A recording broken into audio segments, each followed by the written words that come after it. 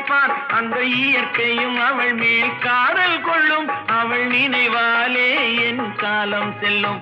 நான் பார்த்ததிலே அவள் ஒருத்தியை தான் நல்ல அழகி என்பேன், நல்ல அழகி என்பேன்.